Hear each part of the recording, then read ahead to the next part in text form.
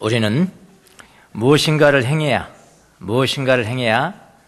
가치를 인정받는 그런 사회에 살고 있습니다. 이것을 학자들은 기능주의적 사회라 그렇게 이야기합니다. 기능, 펑션, 기능, 무슨 기능을 해야, 기능을 하고 있어? 이렇게 묻는 거죠. 뭔가를 해야 되는 그걸 기능주의적 사회라. 열심히 분주하게 무엇인가를 행하면은 가치 있는 사람처럼 보입니다. 그래서 높은 사람이나 사업을 크게 하는 사람이나 하나님께 귀하게 쓰임 받는 사람들을 보면은 가장 먼저 떠오르는 단어가 있습니다. 바쁘시죠? 바쁘시죠? 목사는 쉴 짬이 없이 집회 계획이 잡혀 있어야 귀한 종이라고 불리는 것으로 생각을 합니다. 대형 교회에서는 담임 목사 만나기가 하늘의 별따기입니다. 쓸데없이 못 만납니다. 비서들이 다 물어봅니다. 왜 만나려고 그러십니까? 그러니까 그냥요. 그거 안 됩니다. 쓸데없는 말은 반드시 이유가 있어야, 그것도 면담 일정을 잡고 이렇게 해야 만날 수가 있습니다. 그렇게 목사는 바쁘게 움직이기 때문에 그런 겁니다. 어떤 분이 이렇게 이야기를 합니다. 바쁜 사람에게 하나님이 일을 더 주시는 거야. 바쁜 사람에게 하나님이 일을 더 주신다. 이런 말을 들었습니다. 그럴듯하게 보이지만 지금 생각하면은 그것은 네 말이지. 그대 말이지. 주님의 말은 아니거든. 그런 생각이 듭니다. 자, 하나님의 나라에서는 물론 바쁘게 움직이면서도 도움을 얻겠지만, 하나님이 도움을 얻겠지만은 여러분 움직이지 않을 때도 도움을 얻는다는 사실을 아셔야 합니다. 그런데 움직이면서 도움을 얻는 것보다 움직이지 않으면서 얻는 도움이 더 깊고 더 크다. 그런 사실을 명심하셔야 합니다. 모세의 인생을 세 부분으로 나누죠. 40년, 40년, 40년. 모세는 120세까지 살았습니다. 40년을 애굽 삶, 40년은 미디안 광야의 삶, 40년은 또 광야, 가나안 땅에 들어가기 전까지의 광야의 삶, 이렇게 나눕니다. 실제로 모세가 애굽 땅에서 이제 학문을 하고 성장하고 40세가 됐을 때 이 하나님의 백성을 위해서 무엇인가 내가 정의를 위해서 내가 움직여야 되겠구나 생각한 때가 40대죠. 네, 40. 무엇인가 내가 정의를 위해서 움직여야 되겠구나. 하나님의 백성을 위해서, 이스라엘 백성들을 위해서 무언가 내가 이스라엘 백성들 편에 선다는 것은 반역입니다. 곧 우리가 그냥 백성들을 위해서 살았다 그 정도 하니까 여러분 별 사건이 아닌 것처럼 보이지만 이 정치적으로는 반역입니다. 그렇지 않습니까? 바로 왕에게 반대하는 것이니까 반역이죠. 반역이라도 해야겠구나 이런 생각을 할 기간은 이건 제 개인적인 의견입니다만은 10년이 안 됐을 것 같다. 왜냐하면은 인생이 조금 그래도 깊이 있게 생각하려면은 30은 돼야 되거든요. 30에서 40세니까 10년 정도. 그러니까 20살, 30년까지 배우느라고 정신없잖아요. 깊이 생각 안 하죠. 내가 반역이라도 해야 됐다. 이렇게 살면 안 되지. 내가 이렇게 정도 되려면은 30세 넘고 40대. 한 10년에 불과할 것이다. 그런데 또 다른 삶, 두 번째의 40년은 어디서 살았냐면 미디안 광야에 살았습니다. 미디안 광야에서 모세는 반역했을까요? 반역은 무슨 반역입니까? 주민이 뭐가 있다고요? 예? 거기는 이집트 사람도 없고요. 하나님의 백성들도 없고요. 오직 있다면 양백성. 오직 있다면 양이죠. 양떼. 양백성과 살았으니까 거기는 움직이지 않는 삶이죠. 제가 움직이지 않는 삶이라고 그러니까 맨날 이렇게, 그건 아니고요. 뭔가 내가 하나님을 위해서 내가 열심히 한번 해보겠다는 삶이 움직이는 삶이고, 그러지 나 다 포기해. 나는 아니야. 모든 걸 내 뜻을 완전히 내려놓고 포기하는 삶, 그거 움직이지 않는 삶이죠. 그 삶을 몇 년 살았냐면은 40년을 살았습니다. 정의를 위해서 움직일 계획을 세운 사람이, 반역을 할 사람이, 반역을 내가 할 때다, 지금 이때다 라고 생각한 사람이 40년 동안 그 계획을 포기하고 온둔 생활을 한다고 한번 생각해 보세요. 저 같으면 미쳐버릴 겁니다. 여러분 아니겠습니까? 그런 계획을 세우지 않는 사람은 놔두고 진짜 그렇게 움직이려고 어떤 사람이 40년 동안 아무것도 포기하고 안 하고 산다. 미칠 지경일 것입니다. 근데 모세는 오늘 말씀 보니까 모세는 그것을 견뎌냈다 그랬습니다. 40년 동안을 아무것도 움직이지 않고 살아가는 삶을 견뎌냈다 그렇습니다. 나 여러분, 모세가 움직이지 않는 그 기간 동안 모세는 뭐 했을까요? 자포자기하고 있었을까요? 아니에요. 자포자기한 삶이 아니고요, 모세는 하나님을 만나는 훈련을 합니다. 우리가 떨기나무에서 하나님이 모세를 불러서 모세야 모세야, 그 장면 아시죠? 그 장면 보면서 무슨 생각을 했습니까? 모세가 그냥 자기 멋대로 그냥 살다가 자기 멋대로 그냥 게으르고 나태하고 아무것도 아닌 삶을 살다가 갑자기 하나님이 나타났다, 그렇게 생각하십니까? 아니에요. 견뎌냈다. 훈련한 겁니다. 하나님을 만나를 훈련하고요, 어디서? 광야에서 하나님을 보는 훈련을 하고 봤다 그랬잖아요. 봤다. 보이지 않는 분을 보는 것처럼 했기 때문에 견뎌냈다. 보는 훈련이거든요, 이게요. 하나님을 보는 훈련을 했고, 자기 뜻을 버리고 하나님의 뜻에 순종하는 훈련을 했고, 그런 훈련을 40년 동안 했다 이 말. 드디어 주님이 그를 불렀죠. 그리고 마지막 40년을 지도자로 쓰임을 받았습니다. 근데 모세가 움직이지 않는 기간 동안, 움직이지 않는 기간이 40년이죠. 40년 동안 받은 도움이 클까요? 움직여보자. 최대한 맥시멈을 잡아서 10년이라고 그랬습니다. 10년 동안에 받은 도움이 더 클까요? 전자입니다. 전자예요. 저는 이번에 밴쿠버 한인 장로교에서 말씀을 전했습니다. 그 전에 제가 항상 가면은 다른 교회 잡혀있지 않으면 항상 이 교회를 가요. 우리 애들도 다니는 이유도 있겠지만은 교회가 아주 제일 오래된 교회고, 또 교회당도 아주 이렇게 그 클래식한 고풍스러운 현대적 그런 건물이 아니라요, 오래된 그런 교회고, 그런 이유도 있겠습니다만은 뭔가 그 교회를 가면은 내가 막 실수하더라도 그대로 받아줄 것 같은, 그렇게 편안한 그런 교회입니다. 거기서 제일 큰 교회는 있습니다만 거기는 상당히 세련되고 성도들이 세련되고, 내 한 번 실수하면, 말씀 한 번 실수하면 이건 가차없이 이렇게 같은 교회이기 때문에 좀 긴장되고, 근데 이 교회는 긴장이 안 돼요. 편안해요. 거기서 지난번에 전한 데가 벌써 횟수로 3년 전이더라고요. 3년이 됐는데 이번에 다시 이제 3년 만에 이렇게 말씀을 전하는 건데, 저에게는 중요한 변화가 있었습니다. 3년 전에 무엇이었을까요? 60이 안 됐다는 겁니다. 60이 안 됐다는 것이고 3년 만에 다시 갈 때는 무엇일까요? 60이 넘었다는 거죠. 60이 넘었.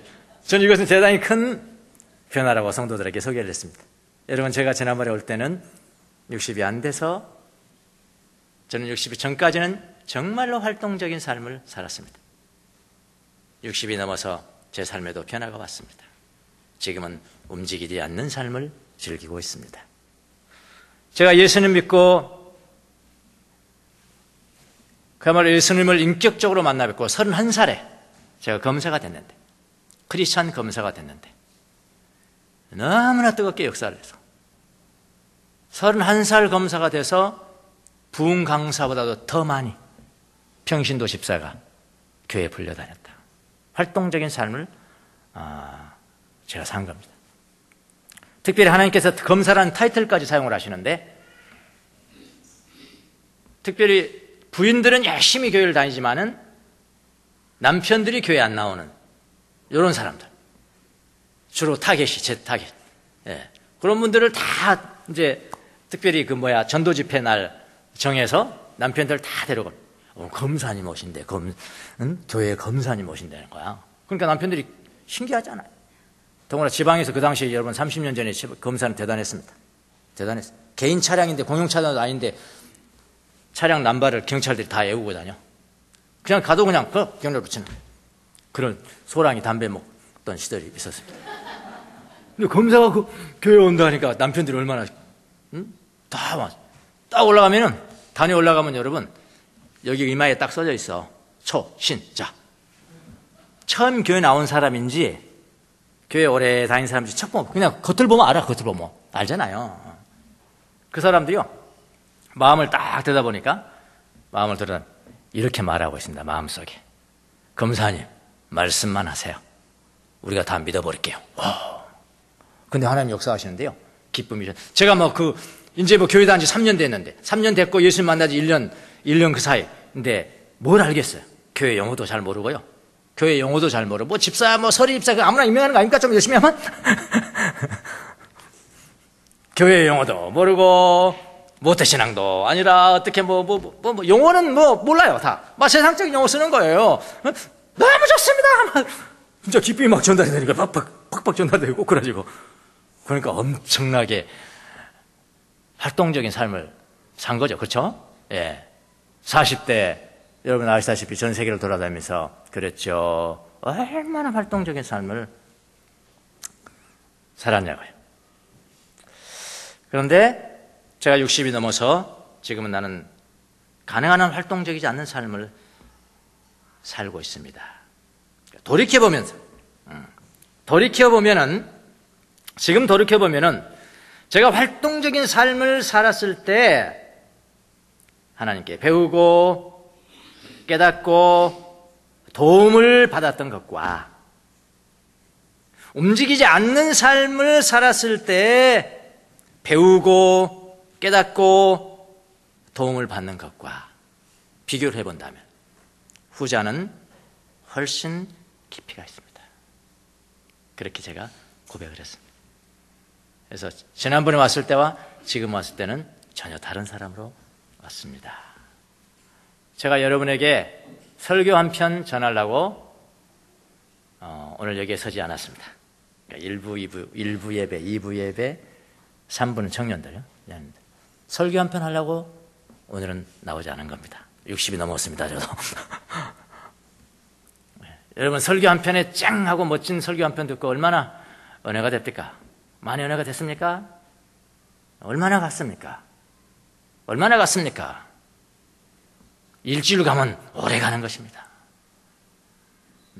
바로 그 전주에 유명하신 설교의 대가하신 목사님이 부흥회를 했거든요. 은혜 받으셨죠? 얼마나 갔습니까? 제목이 생각이 나십니까? 무슨 제목이 생각이 나겠어요? 탁월한 설교가에서 설교 한 편 듣는 것은 그 전기 충격 한번 받는 겁니다. 전기 충격 찡 전기 충격 한번 받는 것입니다. 저는 그냥 설교하지 않고 여러분의 마음 가운데 배터리 안에 있는 충전을 여러분이 자가 발전할 수 있도록 몇 가지 실천할 사항만 전해주고 가겠습니다. 그리고 다음에 올 때는 체크하겠습니다. 여러분 자신에게 집중하십시오. 날마다 성찰하세요. 신앙의 기초를 잘 지키십시오. 신앙의 기초가 세워지지 않고 지붕만 세우면은 무너집니다. 그래서 한국교회 여기저기 무너지는 소리가 들리는 겁니다. 무너집니다. 기초를 세우세요. 우리 다 하던 겁니다. 시편을 암송하십시오. 시편 암송 되뇌이십시오. 시편을 되뇌이는 것은 묵상하는 것입니다. 이걸 삶 가운데 하는 것입니다. 특별히 다음에 올 때는 노 장로님들 다 체크하겠습니다. 그런 거 하는 겁니다. 그런 거 여러분이 하시라고 이제. 제가 지금 가르친 게 너무나 지적으로 심오해서 이해가 안 되신 분 계십니까? 이해의 문제가 아니잖아요. 실천의 문제라고요. 한국 개신교의 세 가지 문제점. 대중 영성에는 성공했지만은 개인 영성. 많이 모여서 카리스마틱한 설교를 듣고 흥분하는 건 성공했지만은 개인 떼어놓고 주님이 오늘 뭐라고 말씀하셨습니까? 말하면 주님 말씀하세요. 이렇게 해버리는 개인 영성에 실패했다. 그걸 어떻게 회복할 수 있을 것인가? 제자 훈련에 실패. 물리성 욕구 문제를 어떻게 다룰 것인가?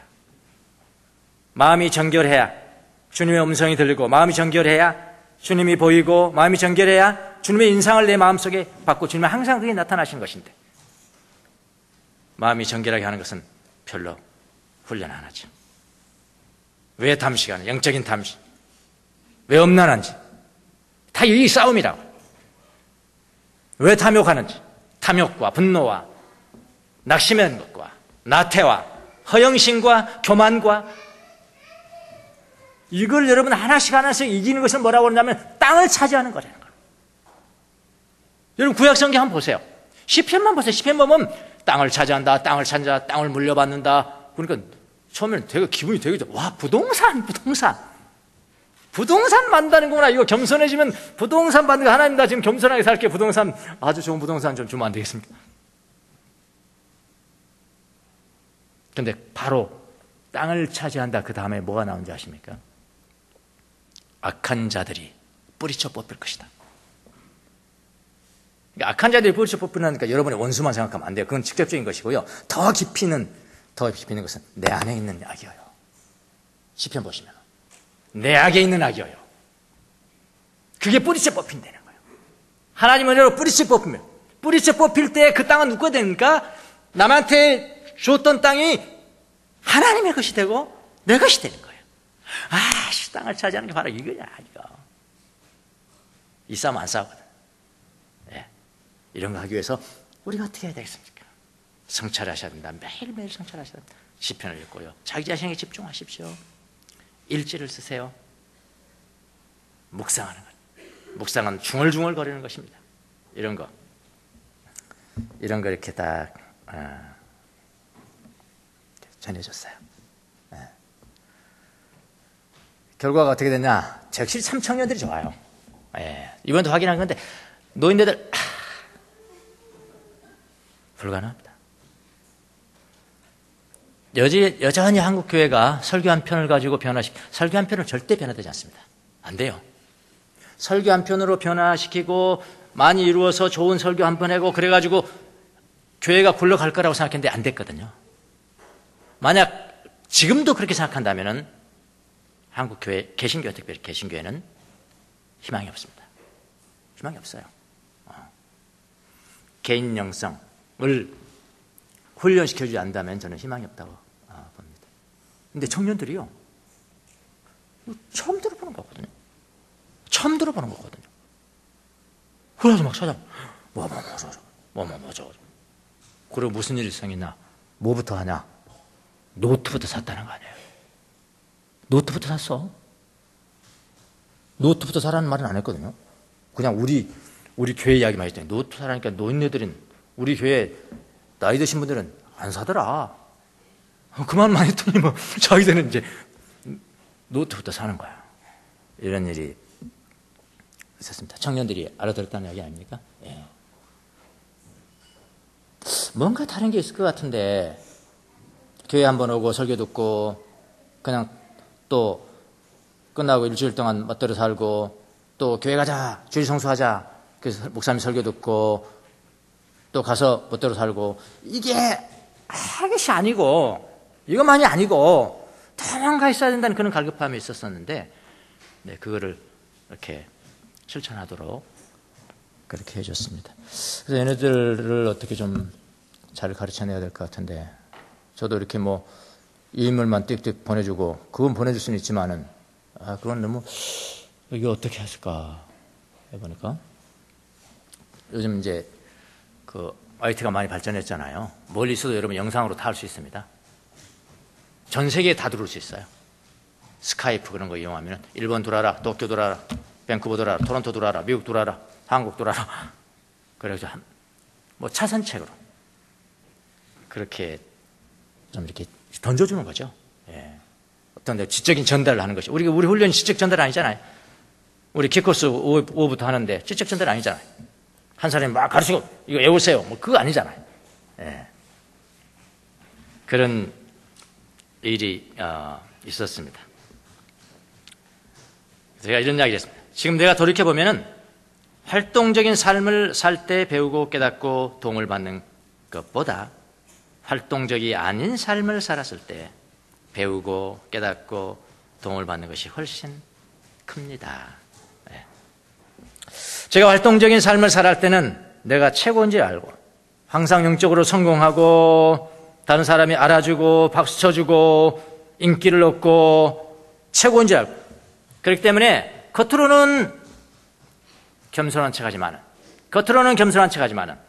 제 진심은 겸손하지 않았고 교만했고 내가 얼마나 비천한 사람인가를 볼 수 없었습니다. 활동적인 삶을 살았습니다. 그러나 활동적이지 않는 삶을, 움직이지 않는 삶을 살았을 때 내가 얼마나 비참한 사람인가, 내가 얼마나 모든 면에서 부주의한 삶을 살았는가, 내 가족에게, 내 경제생활에 있어서, 내 개인 삶에 있어서 얼마나 부주의한 삶을 살았는가, 자기 기만적인 삶을 살았는가, 자기를 속이는 것, 내가 최고라고 속이는 것, 그것을 보게 됐습니다 라고 이야기를 하면서 시간을 보냈습니다. 자, 아침부터 뭐 하라고 해야지 하지 않는 삶에 대해서 말하는 것인가. 자, 오늘 본문이 그걸 가르쳐 주십니다. 오늘 본문은요, 모세 아무것도 하지 않는 삶을 그리고 있습니다. 본문이요. 그런데 그 삶도, 모세가 그런 삶, 하지 않는 삶, 움직이지 않는 삶도 모세가 믿음으로 했다. 믿음으로 그렇게 했다라고 말합니다. 오늘 모세 행동하지 않는 삶, 굉장히 중요한 일을 하지 않는 삶, 이러면 될까요? 예. 굉장히 중요한 삶을 하지 않는 삶. 마치 우리는 그렇게 생각하잖아요. 자기가 뭐 지도자, 영적인 지도자, 목사라면 내가 없으면 하나님 나라가 무너질 듯이 마치 그런 교만한 게 어디 있습니까? 비행기를 타면서도 그런다며 여러분 나 때문에 다 사는지 아십시오. 그런 교만한 삶이 어딨냐. 이런 허풍쟁이들.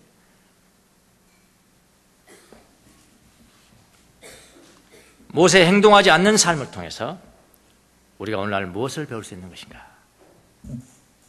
한번 실천해 보시기 바랍니다. 자, 모세의 움직이지 않는 삶은 어떻게 시작됐냐? 항상 여러분, 굉장히 활동하는 사람이 전혀 다른 차원의 삶을 살아간다. 뭔가 있죠? 좌절을 통해서 시작됩니다. 자, 본문을 보십시오.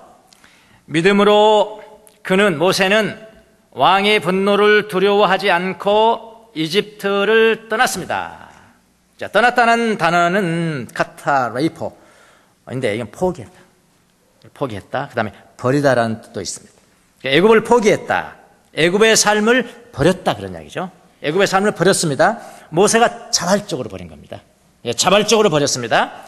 그때 자발적으로 버릴 때 모세의 마음 상태는 어떠냐면은 왕의 분노를 두려워하지 않으면서, 두려워서 버린 것이 아니고요. 왕의 분노를 두려워하지 않으면서 모세는 자발적으로 활동적인 삶을 떠났다, 그런 이야기입니다. 활동적인 삶을 포기했다, 그런 겁니다.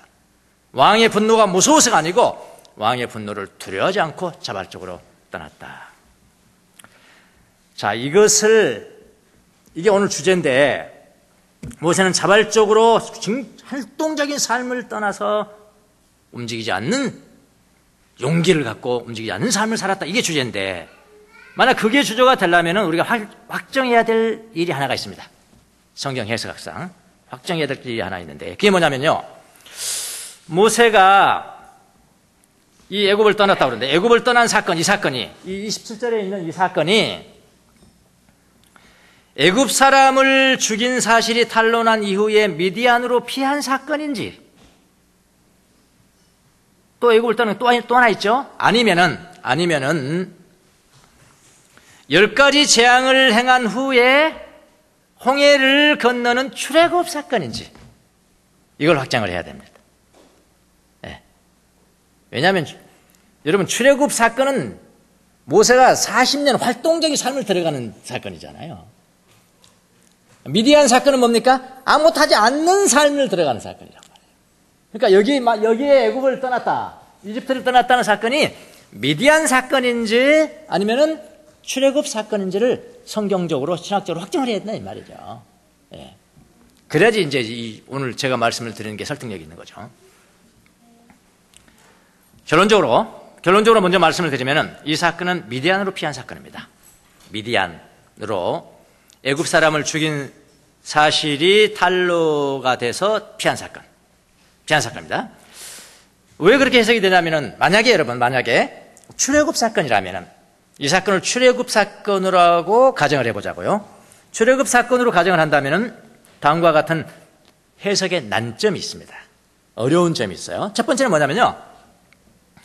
출애굽 사건에서 뭐가 나오죠? 출애굽할 때 유월절, 패스오버. 하나님이 문설주에 바른 피를 보고 맏아들을 죽이는 죽음의 천사가 패스오버, 건너가 버렸다. 패스오버. 그 6월이에요. 영어로. 한자로 6월했다. 6월절 사건이 나오는데 이 6월절 사건은 언제 다루냐면요. 히브리 저자가 다룹니다. 다음 절인 28절에서 다룹니다. 28절에 6월절 사건이 나와요. 28절에 그러면은 오늘 모세가 애굽을 떠난 사건과 시기적으로 조화가 되지 않죠? 6월절이 된 다음에 떠나잖아요. 근데 떠나고 6월절 사건이 나면 말이 안 되잖아요. 이해가 되십니까? 잘 이해가 안 되시나 봐? 그러니까 연대적으로 보면, 연대적으로 지금 쭉 나열하잖아요. 연대적으로요. 연대적으로 나열하는데 애굽을 떠났다? 그 다음에 6월절 사건 나온다? 그러면 다시 돌아가는 거잖아요. 6월절 사건이 끝난 다음에 애굽을 떠난다니까요. 이해가 되십니까? 이 해석상 문제가 되잖아요. 난점. 이런 것은 이제 이 사건이 무슨 사건인가를 확정하는 것은 성경에서 가르치시면 좋겠지만 성경은 그런 그 역사책 자체가 아니라요. 그런 무슨 논평까지 하는 그런 게 아니에요.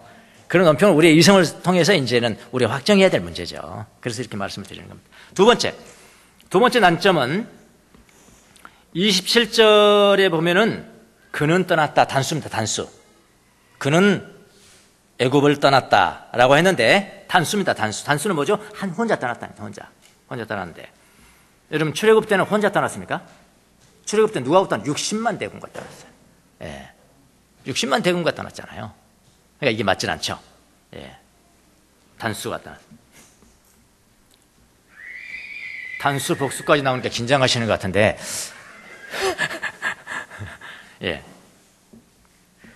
그 다음에 세 번째는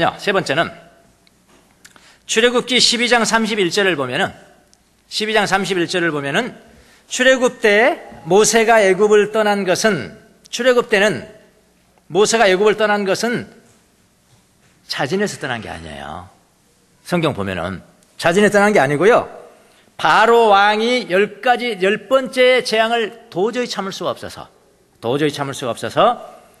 모세를 불러서 명령합니다. 당장 떠나라.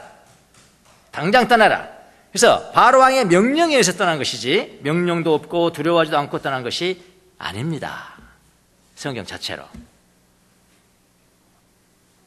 그러니까 27절에는 두려워하지 않고 떠났다는 것과 배치가 되잖아요. 그러니까 이거는 출애굽 사건이 아니다. 무슨 사건이요? 미디안 사건이다. 미디안 광야로 떠난 사건이다. 그런데 미디안으로 떠난 사건을 의미한다고 할 때도 문제는 좀 있습니다. 어떤 문제가 있냐면요. 미디안 사건은 출애굽기 2장 14절 15절에서 언급이 돼요. 2장 14절 15절에 뭐라고 그러냐면 이렇게 나와 있습니다. 모세가, 이거는 잘 아시죠? 모르는 사람 중에서요. 모세가 40살이 돼가지고 야 이제 내가 뭔가 해야 되겠구나. 이스라엘 백성들의 편에서 내가 뭔가 반역을 하든지 해야 되겠구나 하고 돌아볼 마음이 생겨서 딱 갔다 이거예요. 딱 갔더니 애굽 사람이 괴롭히잖아요. 자기 백성을 괴롭히는 거예요. 요거 봐라. 그리고 애굽 사람을 죽여버린 겁니다. 그리고 그 이튿날 됐으면 또 갔습니다. 갔더니 이번에는 지그들끼리 싸우고 있는 거예요. 이스라엘 백성끼리 싸우고 있는 거예요. 그래서 야, 왜 동족끼리 싸우냐, 이러면 안 된다 이랬더니 그 마음이 옹졸한 놈이 뭐라고 그러냐면, 야, 언제 너가 우리의 재판장으로 우리가 세웠냐? 너 어제 애굽 사람 죽이더니 이제는 우리까지 어떻게 하려고 그러냐? 이러는 거예요. 그러니까 모세가 딱 생각해, 아, 탈로 났구나. 이 사건이잖아요. 탈로가 났구나 하면서 그 탈로난 사실을 두려워하면서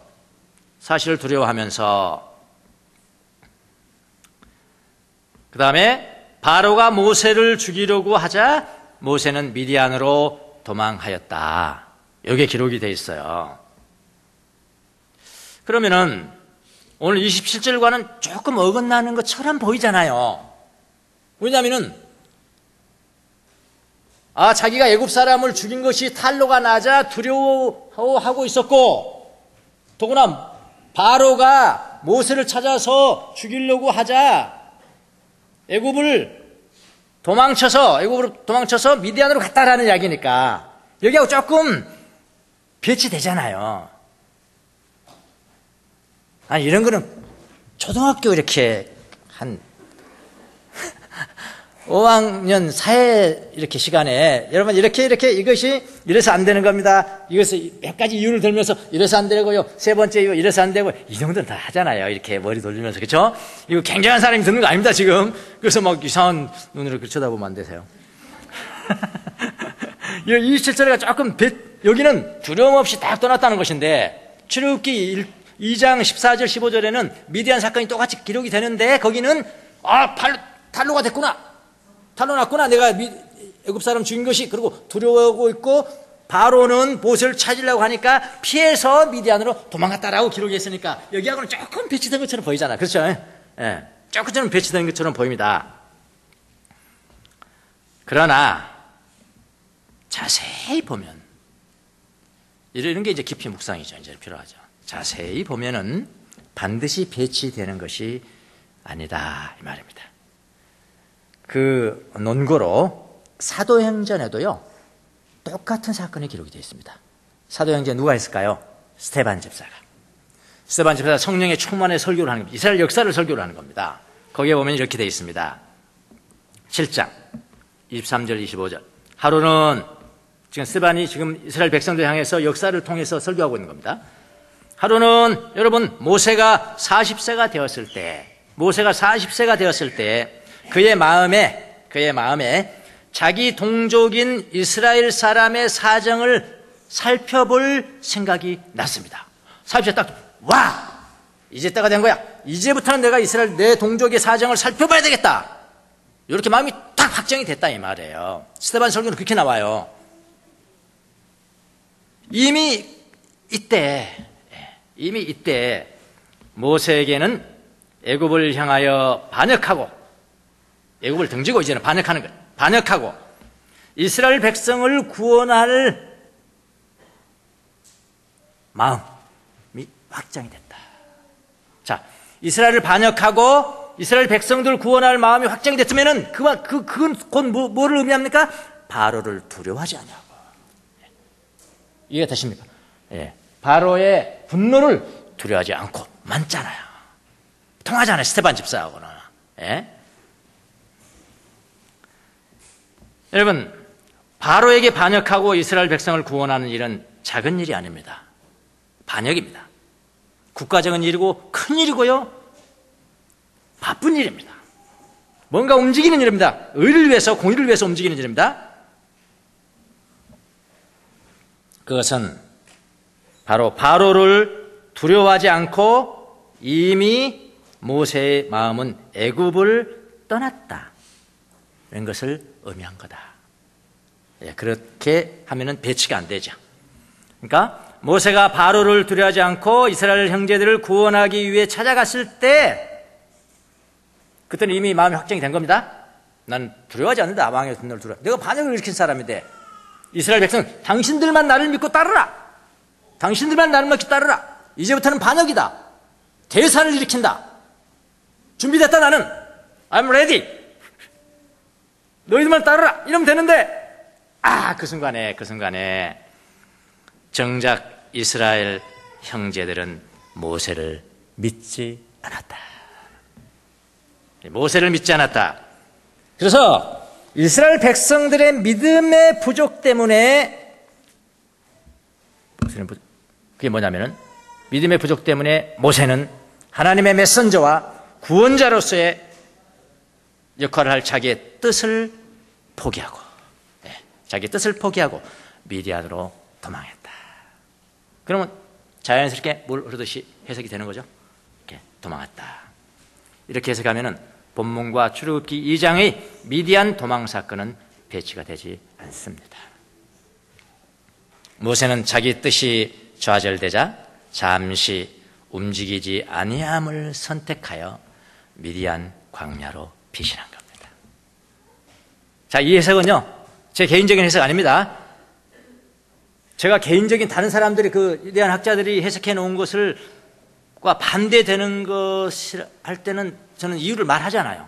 이렇게 해서 저는 이거 못 믿겠고요. 네, 이게 맞습니다. 하지만 지금은 이건 아닙니다. 학자들이 그렇게 번역을 한, 그렇게 해석을 하고 있습니다. 저도 여기에 동의를 해서 지금 여러분에게 말씀을 드리는 겁니다. 모세는 자기 뜻이 좌절되자 잠시 움직이지 아니함을 선택하여 미디안 광야로 피신했다. 움직이는 것도 용기지만 움직이지 않는 것도 용기예요. 지금도 하나님은 하나님의 자녀들의 뜻이 이루어지지 않게 함으로 또 다른 차원의 삶을 살게 하십니다. 이거 믿으셔야 돼요. 우리는 우리의 뜻대로 되지 않을 때 이것은 뭐라고 그러냐? 좌절이라고 부릅니다. 우리 편에서는 좌절이라고 부릅니다. 그러나 하나님은 우리의 좌절을 통해서, 우리의 좌절을 사용해서 인생의 깊이를 위해서 원료로 그 좌절을 사용하신다. 그래서 여러분의 삶의 모든 기도가 응답되면 안 됩니다. 모든 하는 기도가 하나도 빠짐없이 다 응답돼서 성공하는, 영적으로 성공하는 삶만 살면 안 됩니다. 얕은 사람 돼요. 얕은 사람 됩니다. 제가 시편 37편을 지금 암송한다고 그랬습니다. 40절까지 있습니다. 엄청 힘듭니다. 특히 어디에 힘드냐? 하나님의 의인은 지켜주시고 보호해주시고 이런 건 굉장히 쉽습니다. 악인을 심판하는 부분은 엄청나게 암송이 안 됩니다. 암송이. 암송이 안 됩니다. 거기에 쭉 가다 보면 이런 게 있습니다. 가는 길이 언제나 형통하다고 자랑하는 사람들. 그걸 이제 악인으로 보고 있어요. 악인으로요. 가는 길이 언제나 형통해. 그리고 막 자랑하는 사람들. 그 사람 때문에 마음 상해하지 마라. 그런데 저는 항상 이럴 때요, 그거 나만 빼고 다른 놈들? 맞아, 저런 놈들. 안 믿고 그냥 부자 되고, 안 믿고 권력 있고 이런 놈들? 내가 마음 상했었는데, 상하지 말아야지. 그렇게만 생각했거든요? 했는데요. 묵상하는데요. 너야. 너. 제가 얼마나 성도들 앞에서 나는 하나님마다 잘 되더라고요. 기도하면 응답되고요. 기도하면 이렇게 되면 이렇게 되면 이렇게 하고 저렇게 하면 저렇게 하고요. 나의 가는 길이 언제나 형통하다고 자랑하는 게 누구냐? 여러분 자신 아닙니까?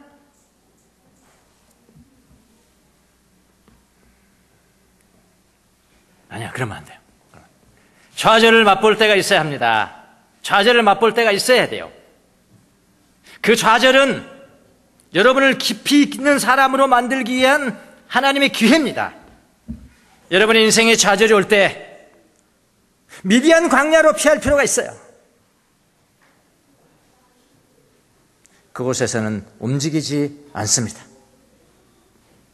자기가 나서는 삶이 아니에요. 내가 나서는 삶이 아니고요. 나는 대자연의 일부분, 미천한 존재로 여기는 것입니다. 미천한 존재, 형편없는 사람. 겸손해지는 거예요. 그 자리에서 겸손을 알게 되고 온유의 덕이 무엇인가를 알게 됩니다. 이거 없으니까 제멋대로 사는 거예요.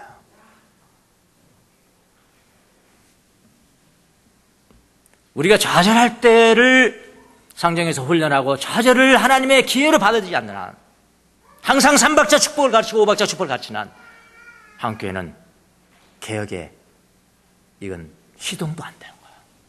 저는 그렇게 생각을 합니다.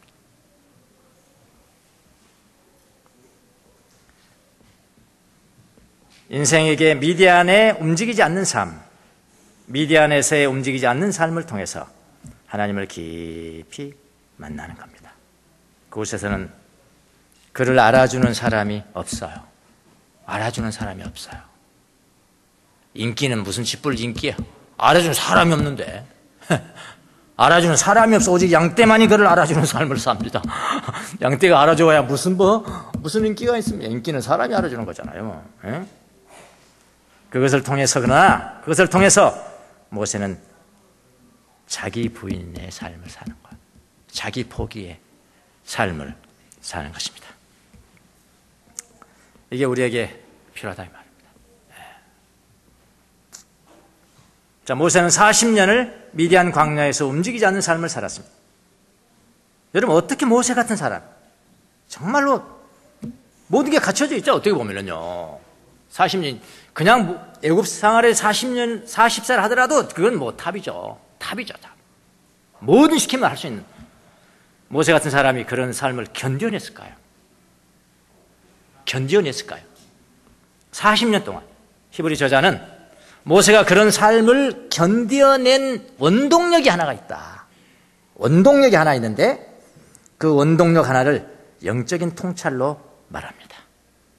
모세가 견뎌낼 수 있었던 힘은 보이지 않는 하나님을 보는 듯이 바라보는 믿음이었다. 후반절. 그는 보이지 않는 분을 마치 보는 듯이 바라보면서 어떻게 해요? 견뎌냈습니다. 견뎌냈습니다. 모세는 40년을 미디안 광야에서 양떼만 치면서 은둔 생활을 견뎌냈다는 것입니다. 견뎌냈다는 것은 자포자기 아니에요. 예. 견뎌냈다는 자포자기 아닙니다. 고통스러웠습니다. 그러나 견뎌냈다는 것입니다. 인내했다는 거예요. 아무것도 행하지 않는 것도 용기예요. 모세에게는 그 고통을 견뎌내게 하는 원동력 하나가 있었는데 그것은 뭐냐면은 믿음으로 보이지 않는 분을 마치 보는 듯이 바라보는 믿음이 있었단 말입니다. 보이지 않는 분을 마치 보는 듯이 바라보는 것이 믿음이다. 그런 이야기. 모세는 이 고난의 시기를 통해서 아무것도 행하지 않는 시기를 통해서 자기 자신에 대한 내가 누구인가, 자기 자신에 대한 지식, 하나님은 누구신가, 하나님에 대한 지식이 확장되는 겁니다. 그동안에 그렇게 주의를 두지 않았던 곳에서 하나님을 볼 수 있는 거예요. 그렇게 주의를 집중하지 않았던 것을 통해서 하나님을 보는 눈이 생겼다는 겁니다. 이게 바로 하나님이 주신 선물이에요. 기가 막힌 자기 자신 인생을 돌아보니까 얼마나 기가 막힙니까? 어머니가 버린 거 왜 모르겠어. 왜 자기는 40세인데 다 들었겠죠. 공주의 자기 대권. 그런데 하루아침에 기가 막힌 삶 아닙니까? 자기의 기가 막힌 자신의 인생 여정을 보면서 뭘 보기 시작했냐? 하나님이 거기 계심을 보기 시작했다 이 말이에요. 보이지 아니하는 분을 보는 것처럼 자기의 뜻이 좌절된 것을 보면서 하나님이 거기 계시는 것을 보았다 이 말이에요. 자연을 이 사막 자연을 통해서 그 광야에 하나님이 계심을 보았다 이런 이야기예요. 연약한 양떼를 통해서 주님을 보았다는 거예요. 이 뜻이 무엇인지 아셔야 돼요. 보이지 않는 분을 마치 보이는 것처럼 모든 것을 포기한 자신의 마음속에 주님이 계심을 보았다. 이게 바로 고난의 신비입니다. 고난의 신비. 고난을 통해서 자기가 할 수 없는 일이 이루어지는 거예요. 욥의 고난을 아시죠? 욥의 고난을 통해서 얻은 것이 무엇인가요? 지금까지 귀로만 들었는데 이제는 하나님을 눈으로 봅니다. 삼라만상을 통해서 주님을 눈으로 보는 믿음이 욥에게는 생긴 겁니다. 그렇게 아무것도 하지 않게 만들어버리고 움직이지 않게 만들어버리고 하나님이 그걸 주셨다니까요. 저는 이 말이 무슨 말인지 잘 알아요. 아무것도 하지 못하게 만들어 놓고 보이지 않는 분을 마치 보는 것처럼, 보이는 분처럼 알고 견뎌냈다.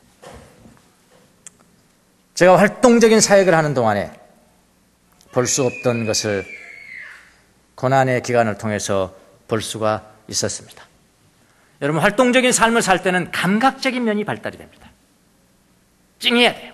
감각적인 면이 발달이 됩니다. 정신적인 면에는 깊이가 없습니다. 사역에는 굉장히 반짝하고 성공한 것 같지만은 저는 가만히 생각해 보면 매사에 부주의한 삶, 부주의. 엄청나 뭐 사기를 친 것이 아니고요. 부주의한 삶을 사는 거예요. 가족에게도 부주의하고, 경제 문제도 부주의하고, 고통을 통해서 그걸 깨닫기 시작하는 겁니다. 아, 내가 이거 부주의했구나. 아, 내가 이거 부주의했구나. 자연을 통해서 주님이 보였습니다. 아무것도 하지 않으니까 보이더라고요. 이 말이 말이더라고요. 자연을 통해서 주님이 보이기 시작해요. 내 마음속에 이미 계신 주님 앞에 집중하게 되었고요. 사람들이 많이 모은 것을 보면은 사람들이, 야, 하나님의 사랑받는 사람이 다 보이기 시작했어요. 지하철을 타도, 와, 하나님의 사랑받는 사람 다 모였네. 시장터에 가도, 백화점을 가도 많은 사람이 모이잖아요. 예전에 그렇게 생각해 본 적이 없거든요. 아무것도 하지 않고 가서 보니까, 와, 하나님의 사랑받는 사람들 다 모였네.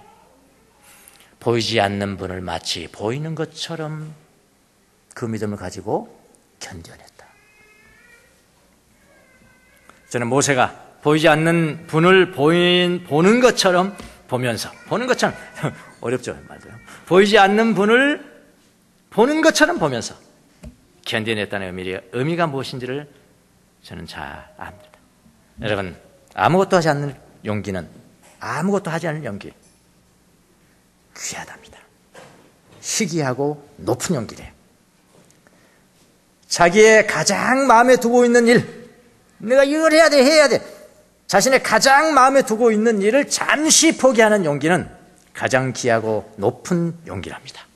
그리고 움직이지 않음을 하나님의 뜻으로 알고 기쁨으로 받아들이는 용기, 가장 귀하고 높은 용기입니다. 이거는 하나님의 영적인 비전이 없이는 그것은 불가능합니다. 오늘날도 하나님과 더 깊이 교제하기 위해서 잠시 미디안의 삶을 사는 것은 용기입니다. 움직이지 않는 용기요, 더욱 귀합니다. 내가 이 시간을 움직여서 더 많은 것을 움직이면 더 많은 것을 얻을 수가 있는데, 이 시간에 움직이면 더 많은 인기를 얻을 수가 있는데, 이렇게 했는데, 그 속지 마시라 이 말이에요. 영혼은 좀이 먹어가고 있는 겁니다. 내 마음에 마음에 두고 있는 일을 잠시 포기하고 하나님과 교제를 위해서 미디안의 삶을 선택하는 것은 현대를 살아가는 여러분과 저에게 없어서는 안 될 용기입니다. 저는 그것을 움직이지 않을 용기라고 이야기합니다. 기도하겠습니다.